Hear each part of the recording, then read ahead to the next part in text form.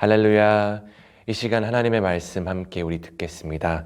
하나님의 말씀 함께 보실 때 오늘의 말씀은요. 사무엘상 14장 1절에서 23절까지의 말씀입니다. 사무엘상 14장 1절에서 23절까지의 말씀 다소 길 수 있지만 우리 1절부터 한번 쭉 살펴보도록 하겠습니다. 우리 1절 제가 읽도록 하겠습니다.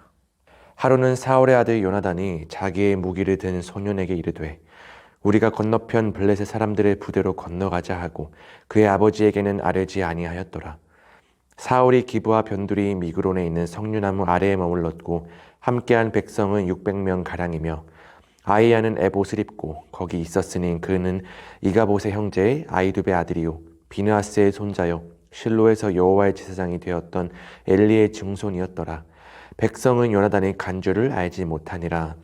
요나단이 블레셋 사람들에게로 건너가려 하는 어기 사이 이쪽에는 험한 바위가 있고 저쪽에도 험한 바위가 있는데 하나 이름은 보세스요 하나 이름은 세네라.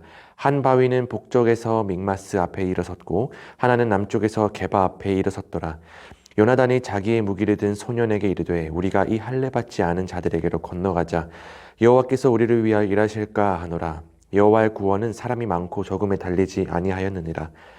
무기를 든 자가 그에게 이르되 당신의 마음에 있는 대로 다 행하여 앞서가소서. 내가 당신과 마음을 같이하여 따르리이다.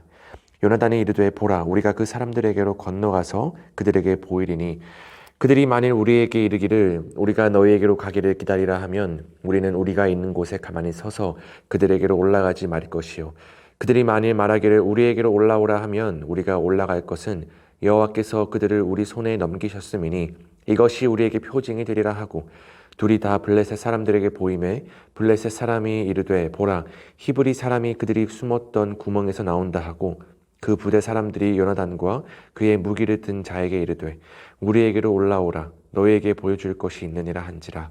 요나단이 자기의 무기를 든 자에게 이르되 나를 따라 올라오라 여호와께서 그들을 이스라엘의 손에 넘기셨느니라 하고 요나단이 손발로 기어 올라갔고 그 무기를 든 자도 따랐더라. 블레셋 사람들이 요나단 앞에서 엎드러지매 무기를 든 자가 따라가며 죽였으니 요나단과 그 무기를 든 자가 반나절 가리 땅 안에서 처음으로 쳐 죽인 자가 20명 가량이라. 들에 있는 진영과 모든 백성들이 공포에 떨었고 부대와 노략군들도 떨었으며 땅도 진동하였으니 이는 큰 떨림이었더라. 베냐민 기브아에 있는 사울의 파수꾼이 바라본즉 허다한 블레셋 사람들이 무너져 이리저리 흩어지더라. 사울이 자기와 함께한 백성에게 이르되 우리에게서 누가 나갔는지 점호하여 보라 하여 점호한즉 요나단과 그의 무기를 든 자가 없어졌더라. 사울이 아이야에게 이르되 하나님의 궤를 이리로 가져오라 하니 그때 하나님의 궤가 이스라엘 자손과 함께 있음이니라. 사울이 제사장에게 말할 때 블레셋 사람들의 진영에 소동이 점점 덜한지라.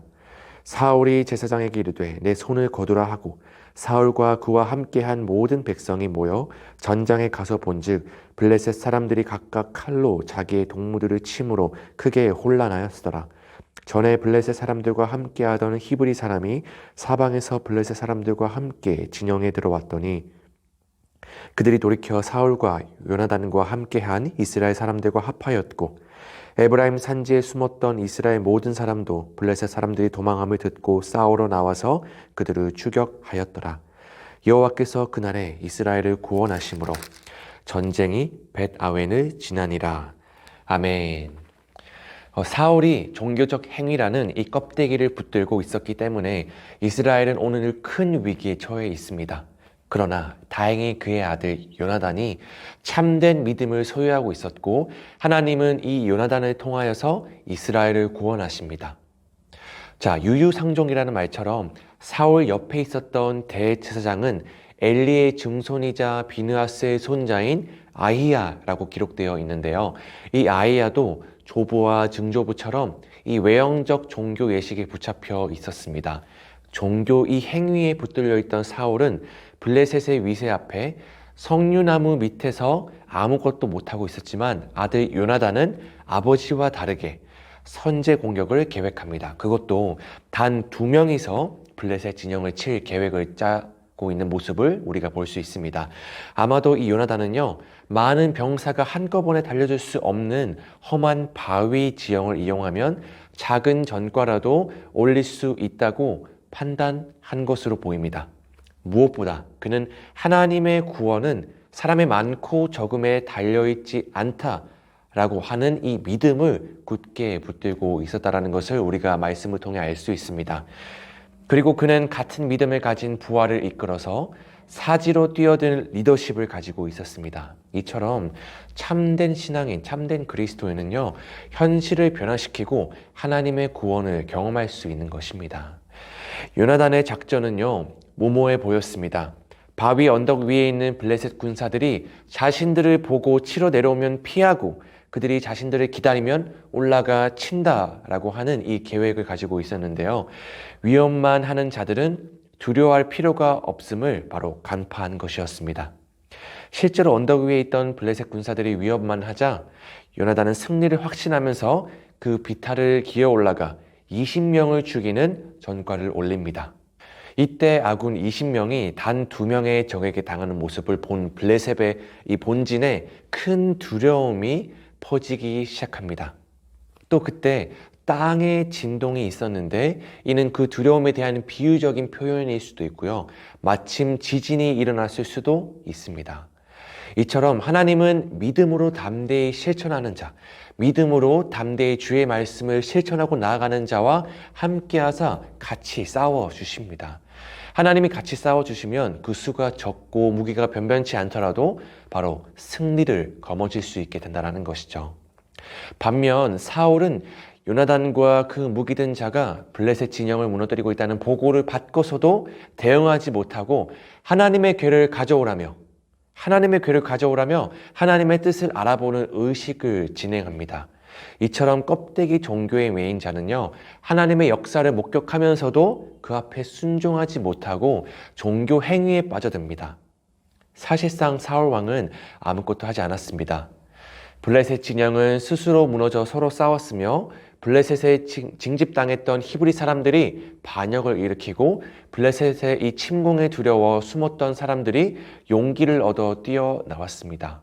이처럼 요나단이라는 믿음의 사람 이 한 명이 담대히 믿음으로 나아가자 두려워 떨며 아무것도 못하던 사울을 비롯한 모든 이스라엘 백성이 덩달아 혜택을 입어 바로 그 구원의 승리를, 큰 승리를 경험할 수 있었던 것이죠. 사무엘서는요, 일관되게 신앙은 종교가 아니며 일상 가운데 역동적인 실천으로 나타나야 함을 가르치고 있습니다. 다시 한번 말씀드리겠습니다. 사무엘서는요, 일관되게 신앙은 종교가 아니며 일상 가운데 역동적인 실천으로 나타나야 한다라고 하는 이 사실을 굳게 가르치고 있습니다. 진정 하나님이 우리와 함께 하심을 우리가 믿는다면 어떤 상황에 놓이더라도 요나단과 같은 담대함과 실천하는 그 믿음과 신앙을 가질 수 있을 것입니다. 자, 요나단이 한 말처럼 하나님의 구원은 그 수에 많고 적음에 달리지 않았음을 우리가 믿어야 됩니다. 하나님은 믿음의 사람과 함께 하시고 또한 반드시 큰 구원을 이루시는 분이십니다. 자, 따라서 오늘의 이 말씀을 통해서 우리가 삶 가운데 실천해야 될 일들은 무엇이 있을까? 곰곰이 깊이 생각해 보자면요, 많은 것들이 있겠지만 저는 오늘 이 부분을 말씀드리고 싶습니다.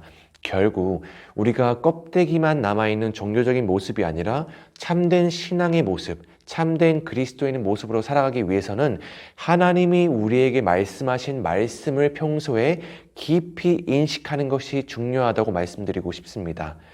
평소 하나님의 말씀을 대하는 우리의 이 태도와 우리의 자세가 어떠한지에 따라서 우리의 삶의 모습과 열매들도 성령의 것들로, 선한 것들로 가득 채워지게 될 것입니다.